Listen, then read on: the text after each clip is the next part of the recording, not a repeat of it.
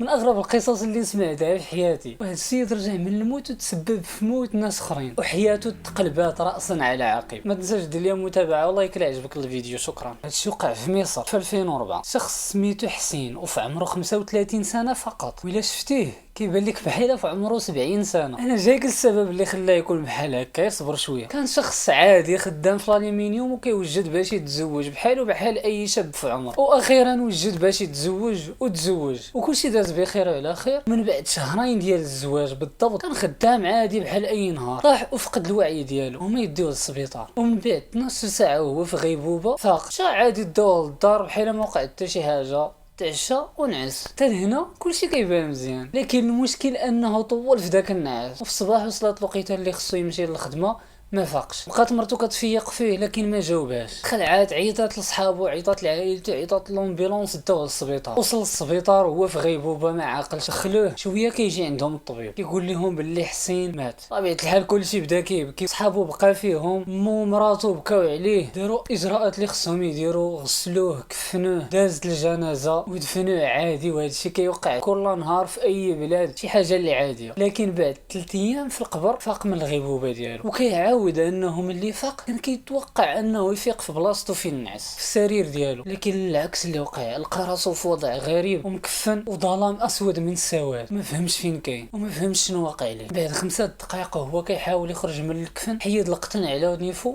وكيشم ريحه غريبه حداه، ريحه كريهه. طبيعه الحال بحال اي شخص عادي غادي يموت بالخلعه. من بعد بدا كيقلب بيديه في الظلام وكيقيس العظام حداه. تقول لي كيفاش كيقيس العظام في القبر وكيقلب بيديه؟ بالنسبه اللي ما فهمش هادشي، في مصر عندهم القبور عباره عن غرف. كاين انواع كيكونوا فوق الارض والنوع الثاني كيكون تحت الارض، وحسين دفنوه من النوع اللي كيكون تحت الارض. والقبر كيقدر يكون مشروك، يعني يقدروا يدفنوا فيه عده افراد من العائله ماشي غير شخص واحد. هنا حسين فهم باللي راه دفنوه حي، وزادت الخلعه الدوبلات على جوج. قرر يزحف عند الدروج اللي كيخرجوا من القبر، وكيعاود باللي ديك اللحظه اللي كان كيزحف بها باش يطلع مع الدروج شي حاجه جراتو من رجليه وكتحاول ترجعو للقبر. وهاد الشده سبات في الشلل ديال الرجل ديالو اليسريه. بقى يومين في الدروج وهو كيغوت وكيتسنى شي حد يسمعو ويجي يعتق. تصور انك دوز يومين مدفون في قبر، الظلام داير بك، ما كيبان لك حتى شي حاجه. يعاود انه جاتو جميع التهيؤات وجميع الهلوسات اللي ما يمكنش تطيح على اي بشر عادي، لدرجه انه استسلم. قال باللي صافي غادي يموت. دوز 5 ايام في القبر، لكن في اليوم الخامس قال باللي عندي الزهر كيدفنوا شي حد حدا القبر ديالي، لكن انا كنقول ما عندوش الزهر ويكون غير مات في داك القبر. نتوما تعرفوا علاش. كان كيسمع الحفير والهضره ديال الناس كثيره وهو يبدا عاوتاني كيغوت، لكن ما سمعوا حتى شي واحد حيتاش كانوا الناس بزاف. من بعد ما دفنوا داك السيد وتفرقوا الناس،